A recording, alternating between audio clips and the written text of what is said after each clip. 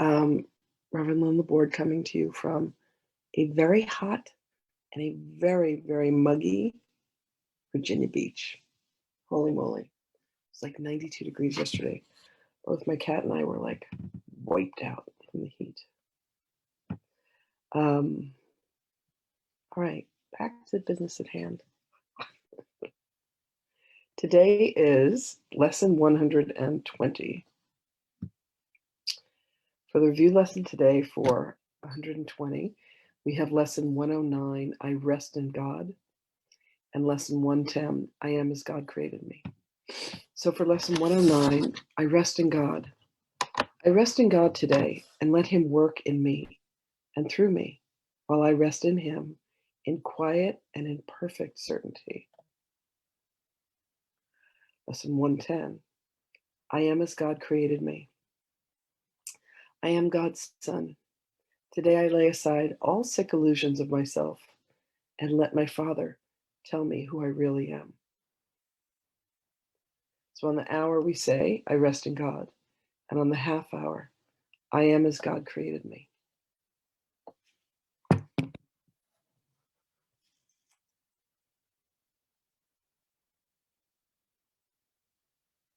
All right. I don't know what to do about my peeps who can't get in. I have to watch the recording. Here comes Magdalene.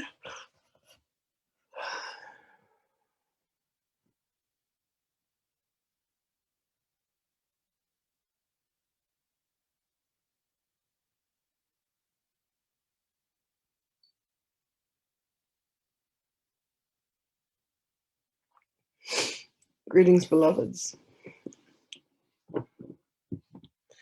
Beloveds, life does not always go in accordance with the plans of human mind, human desire, human expectations. But life does go in accordance with God's plans.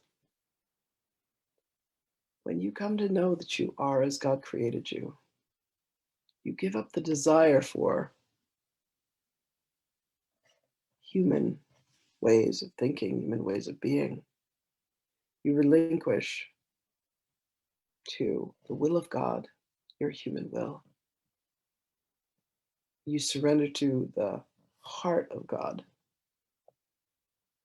rather than a heart that has been enshrouded and caged by fear, by beliefs that have left you to feel that there is anyone or anything that is against you, that there is anyone or anything that has ever harmed you. For this is indeed the fallacy of the egoistic mind, which was constructed a very long, what would be human time ago, for the purposes of protection. When you were but creatures without a consciousness that is now possessed. There is a consciousness that is now possessed by beings as the soul has gone through evolution upon evolution upon evolution. However, beloveds, if you wish to attain mastery, you must be willing to relinquish and to let go of the mind that has brought you to where you are now. When you can allow yourselves to release yourself from the ways in which you have always thought, when you can allow yourself to rest in God, when you can allow yourself to know that you are indeed as God created you, there is a freedom that occurs. There is a sense of salvation that occurs. You are freed through forgiveness, through the forgiveness of self, for ever having thought that you are anything other than divine. When you have brought yourself to a consciousness that is minute, you do not have the perspective of the whole. When you can allow yourself to elevate, you receive a different point of view. And within that point of view, you come to see the truth. You can allow yourself to rest in the arms of God. You can allow yourself to see that you are indeed as God created you, not as the ego has created you, not shrinking you down, not making you believe that you are stuck in these cycles of incarnation, one after one after one after one. You can learn to be of service to God, of service to your fellow man, and of service to yourself. To be of service to yourself, beloveds, means that what you have bestowed upon yourself and upon all of creation is the conduit and the tunnel with which to see all things through the eyes of love. You forgive swiftly. You see innocence rather than guilt. You become present to reality and the truth of life. The reality and the truth of life is that you are indeed as God created you. There is no question, there is no doubt. And all feelings that have caused ill will between you and yourself or you and another fall to the wayside. For what is revealed is the truth of you. God is with you always. We are with you always. And when you can bring yourself to a stillness, you can allow yourself to go within. You can contact the truth, and the truth will indeed set you free.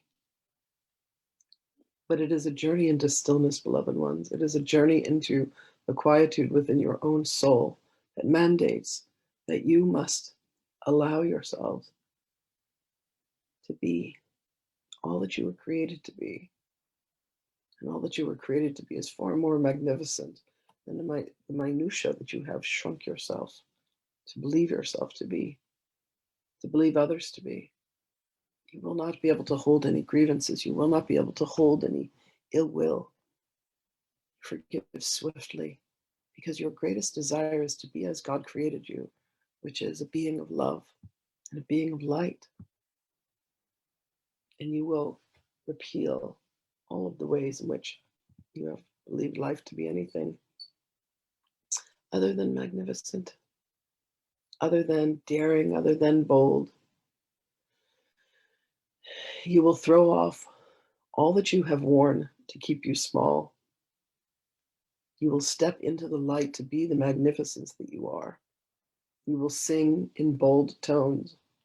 You will speak. You will allow your voice to be heard. You will encourage others to be as they are. You cannot help but to be this magnificent, beloveds, for that is the truth of you. That is all that you truly are. And when you step into your magnificence, you come to recognize that this is all you ever were. And the rest is forgotten. The rest is surrendered. There is a beloved creature that lives in this house. This creature even has a consciousness, for this creature too is as God created him. So go today, beloveds, and live with love, certain that you are indeed as God created you. And let that be your guiding truth in, as, and through all things. And when you forget, reach within, ask for the Holy Spirit to guide you. Call upon any of us, and know that we are with you always, beloved ones, and we shall speak with you again.